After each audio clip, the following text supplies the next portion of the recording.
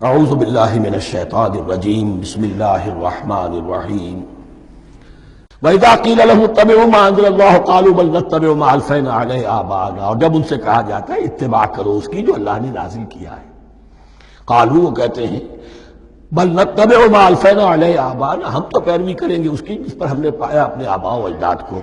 اَوَ لَوْ كَانَ آبَاؤُهُمْ لَا يَعْقِلُونَ شَيْئًا وَلَا يَهْتَدُونَ، کیا وہ اپنے آباء و اجداد ہی کی پیروی کرتے رہیں گے، خواہ ان کے آباء و اجداد نہ کسی بات کو سمجھ پائے ہوں نہ ہدایت یافتہ ہوئے۔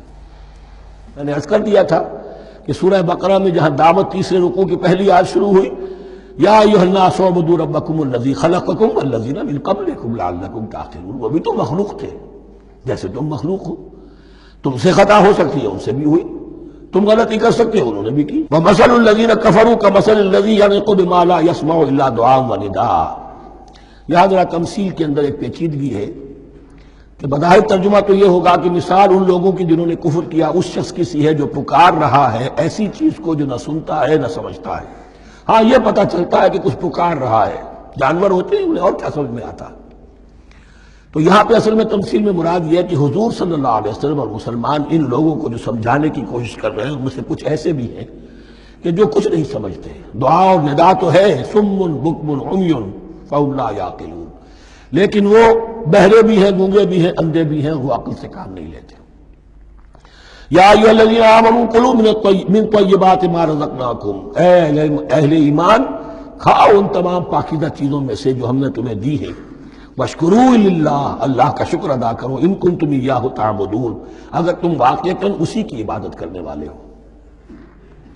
جیسا کہ میں نے عرض کیا سورۃ الانعام میں یہ ساری چیزیں آئیں گی اور تفصیل سے۔ انما حرم علیکم المیتۃ والدم ولحم الخنزیر وما اہل بہ لغیر اللہ، بنیادی طور پر اللہ تعالیٰ نے وہ کھانے کے جو اہل عرب میں اس وقت رائج تھے ان میں سے 4 چیزوں کی حرمت کا اعلان کیا ہے، بار بار مکی صورتوں میں بار بار ہوا ہے اور یہاں پھر یہ مدنی صورت کے اندر گویا کہ آخری بار۔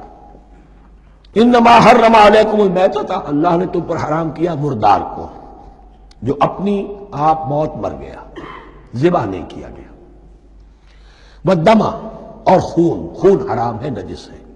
اسی لیے جو ذبح کرنے کا ہمارا طریقہ ہے وہ یہ ہے کہ صرف گردن کو کاٹا جائے تاکہ اس میں شریانے وغیرہ کٹ جائے اور اکثر جو ہے خون جسم کا نکل جائے۔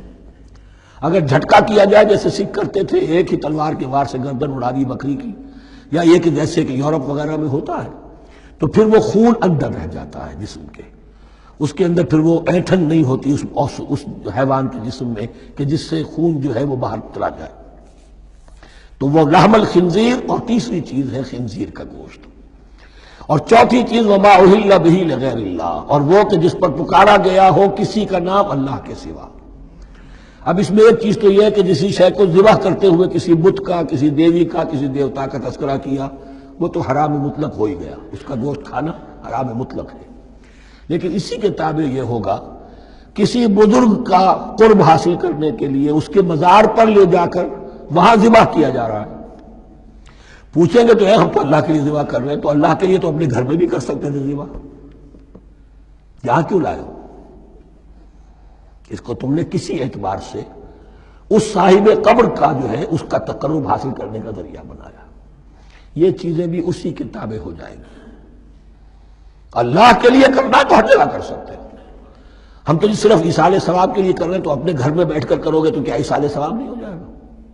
ٹھیک ہے اللہ ہم یہ خرچ کر رہے ہیں، ہم نے یہ جانور ذبح کیا ہے تیرے لیے، اس کا ثواب جو ہے فلاں کو پہنچا دے۔ یہ ہے 4 چیزیں بنیادی طور پر۔ فمن اضطر غیر باغ ولا عاد، ان میں بھی ایک رعایت ہے، اگر کوئی مضطر ہو گیا ہے، مجبور ہو گیا ہے، جان نکل رہی ہے اور کوئی شے کھانے کو نہیں، لیکن 2 شرطیں پوری ہو، غیر باغ ولا عاد، وہ اس حرام کی طرف رغبت نہ رکھتا ہو اور نہ جو ناگزیر حد ہے جان بچانے کی اس سے آگے بڑھے۔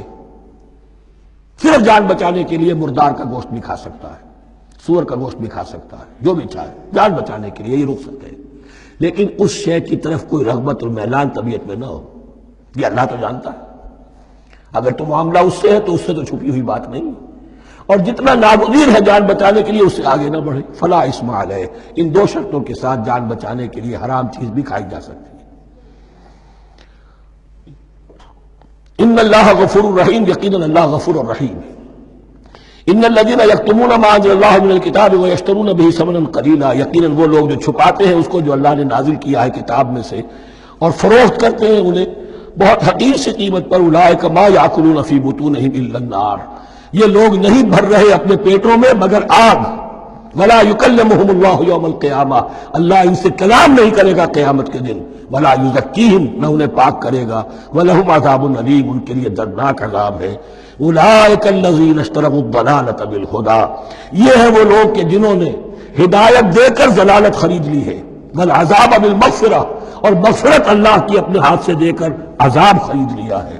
فما اصبرہم علی النار، تو کتنا ہے ان کا حوصلہ آگ کے لیے. بڑے صابر ہیں اس جہنم کی آگ کے لیے، کس طرح تیاری کر رہے ہیں.